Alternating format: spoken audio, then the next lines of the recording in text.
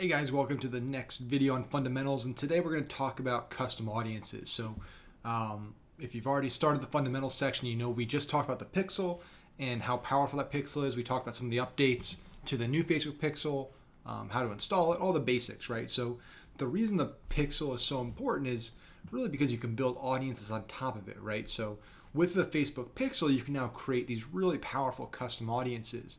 And really the custom audiences it's the bridge between the pixel and your actual ad campaigns and retargeting, right? So the pixel supplies the data, the custom audiences allows you to take that data and build segments of people that you can actually now run ads to those segments. And so in today's video, we're going to kind of hop in. Let me make sure. I probably should have put this on mute before we started, right? But phone's always on. So what I'm going to show you today is kind of all the custom audiences that I set up for every one of my campaigns. So typically when I start a new account or a new store, a new brand, a new client, we'll come in here once we set the pixel up and we really go to town creating custom audiences. So I want to make sure from day one that we have all of our audiences built out.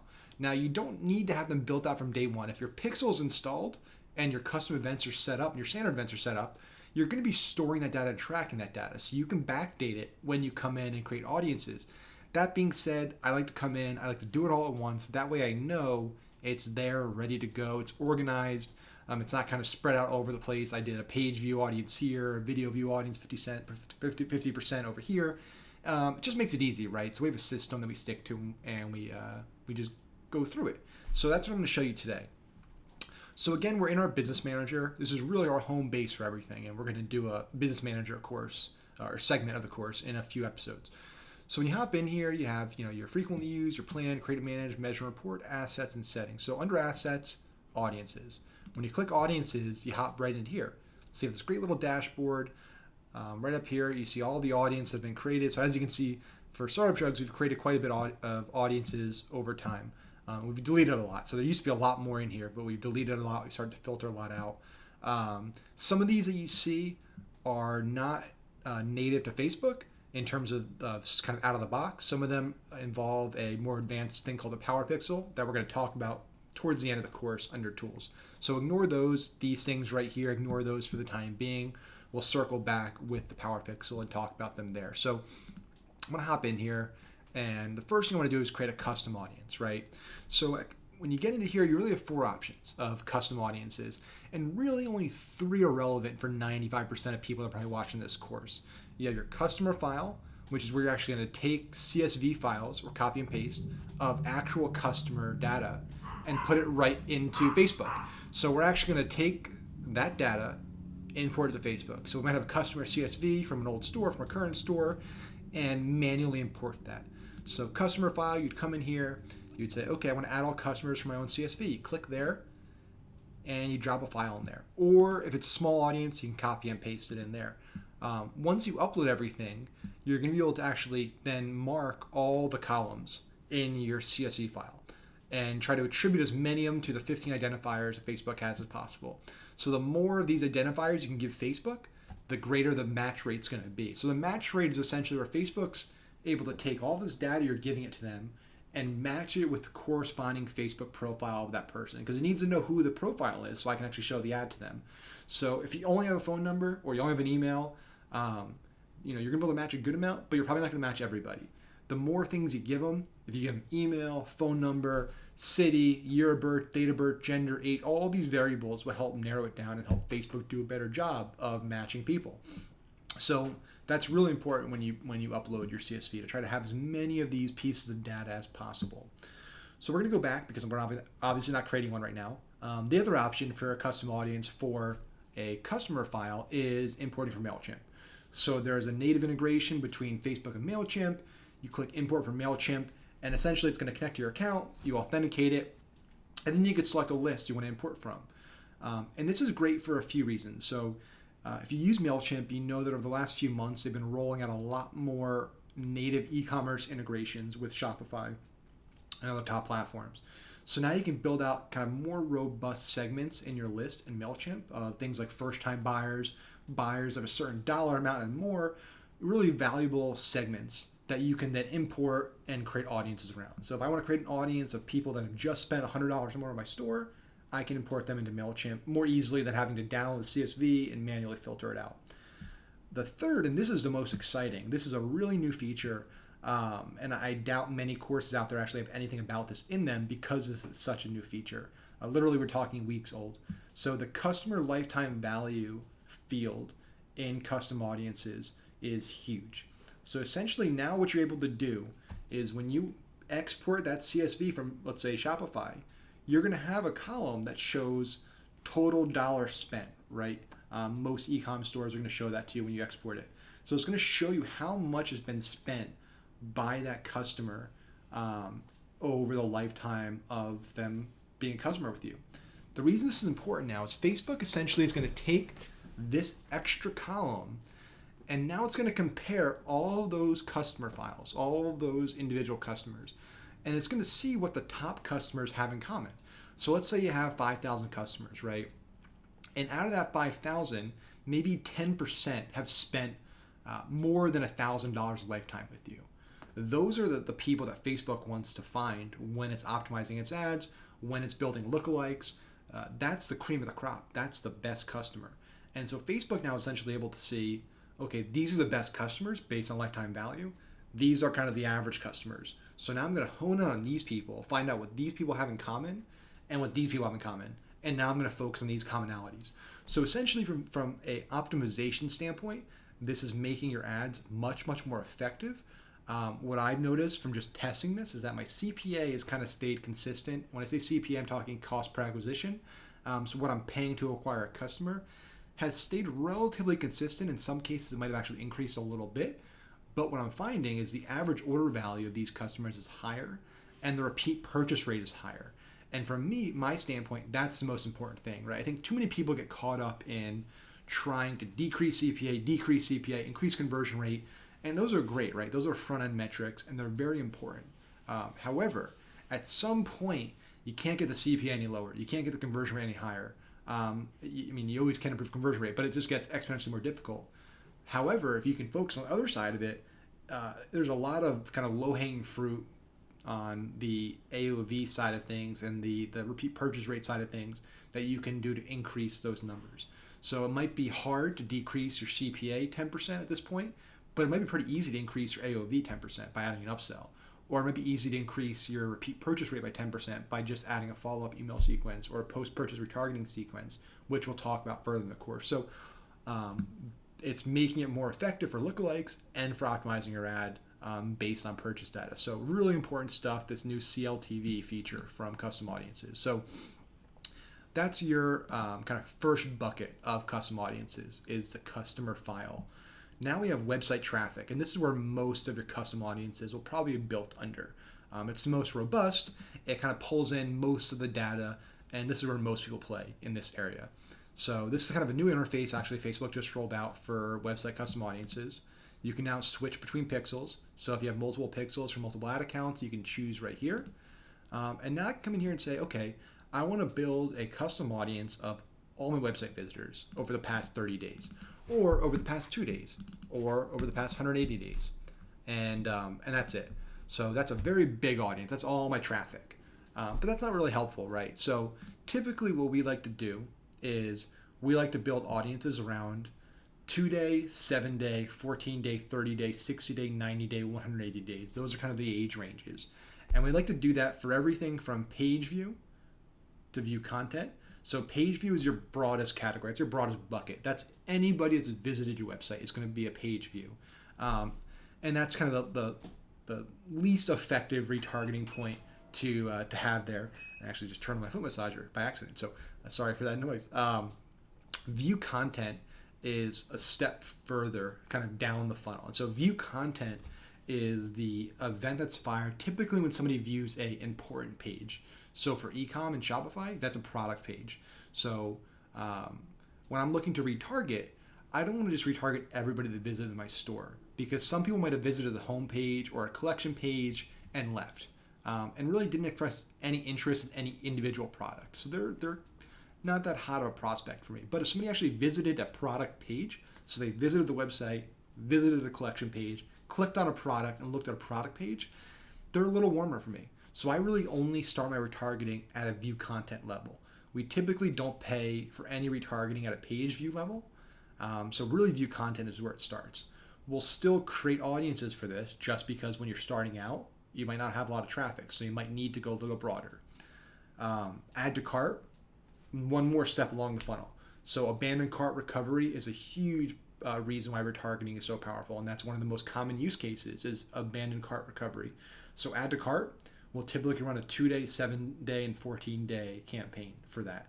But again, remember, for all of these events, we do 2, 7, 14, 30, 60, 90, 180 for all of them, just to have them for inclusions and exclusions. We do a purchase, obviously. Initiate checkout. This is probably one of the easiest audiences to convert. And a lot of people only do add to cart retargeting. We actually take it a step further and we do initiate checkout because that's a much warmer prospect. They didn't just add to the cart, they actually started the checkout process and left. And typically those people left because, hey, maybe something came up. Maybe they got a phone call or they had to go to a meeting or whatever the reason is, it's much easier to tip them back over. So initiate checkout, huge one. Add payment info is another one that they're kind of in the checkout process but didn't finish. And again, there's a lot more events that are fired now with the new Pixel.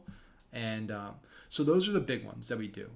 Again, to recap, we do a page view, we do a view content, we do an add to cart, purchase, initiate checkout. Those are really the core website events. This is an e-com store. So if we were also doing a funnel or a lead magnet or lead generation, the lead event would be here as well, and usually a complete registration. So those two events would also be in here. They're just not in here right now because this is a e-com store and we don't have a lead event firing on the site just because we don't do it for this store. So that's at a high level where we're doing a lot of our audiences for that. There's other things that you can do. So not just event-based, but I can do it by people who visit specific web pages. So if you want to build audiences around people that read a specific blog or watch a specific video, sorry, it's a tongue twister for me, you can do that here. So I can say people visited a specific web page, the URL contains this keyword or equals this keyword or excludes this keyword. So this is great for if you're driving traffic to individual blogs and want to retarget based on people that read those blogs. This is how you go about doing it. And again, we do the same time frame windows there. And then there's another one, visitors by time spent. And this is really effective because honestly, a lot of the traffic you're getting to your store is potentially bot traffic or traffic that bounces right off the bat. So that means people that went to the site and left within 3 seconds. So you don't want to waste any money retargeting them. They clearly were in the wrong place. They clicked the wrong link. It's not for them. So I don't want to waste any money retargeting those people. I want to focus on the people that have spent the most amount of time on my site without completing the desired action. And so with this audience, I can do that. So I can build an audience that says, I want to retarget just the top 25% of my visitors in the past 180 days or 2 days or whatever the window is. And so Facebook's going to look at time spent on site and other metrics, and they're going to bucket people. And so now I start with 25%. Maybe I want to really narrow it down. Maybe I'm a high traffic site, got a lot of traffic coming in, and I just want to focus on my top 5%, my best prospects. And so this is really a powerful tool. One of my favorite new tools over the last few months that's come out with Facebook. They released this kind of advanced website custom audience about a year ago, but public rollout a few months ago. So this is a great feature, and it's a great way to weed out your low quality audience and focus just on the hot prospects. So that's time on site. And again, from here, you can also include more or you can exclude. So if you really want to get advanced here, you can come in and you can include people that spent the top 5% of your site and exclude people that purchased. So you're really building advanced audiences here where it's only including people that did this action and it's not including people that did this action. And you can do this while you're actually building your ad set out, or you can do it ahead of time in the actual audience creation. The reason I typically don't like to do exclusions at this level is that if then when you're building an ad set, you want to exclude something additionally, you can't exclude from an audience that already has an include and exclude. So it just adds some complexity. So typically I make these just one level, and then I do the exclusions actually when I'm building the campaign out. So that's the website traffic. App activity I'm not going to cover because a lot of people, this is very specific to app builders. I can follow up on this if there's a lot of demand, but right now I'm going to skip it. And so the final bucket is engagement. So engagement on Facebook. This is one of the newer buckets for custom audiences, and it's really powerful. So essentially now what you have the ability to do is create audiences based on how people engage, how long they engage, and what they're engaging with on your page, on your ads, on your posts, on your content. So for example, you can build out video audiences. So let's say I want to build an audience of people. I'm running a video ad, or I did an organic post with a video, and it's educational video, and I really want to retarget people that watch 95% of the video. I can come in here and say, I want to retarget people who watch 95% of my video, and I can actually come in here and go to my page and select the video. So I can come in, go to Startup Drugs, and there'll be a list of all the videos that I've run. I can check I can check individual videos, or I can check all the videos that I want, confirm, and now it's going to build an audience that's dynamically updated and backdated of people that have watched 95% of this video over a period of time.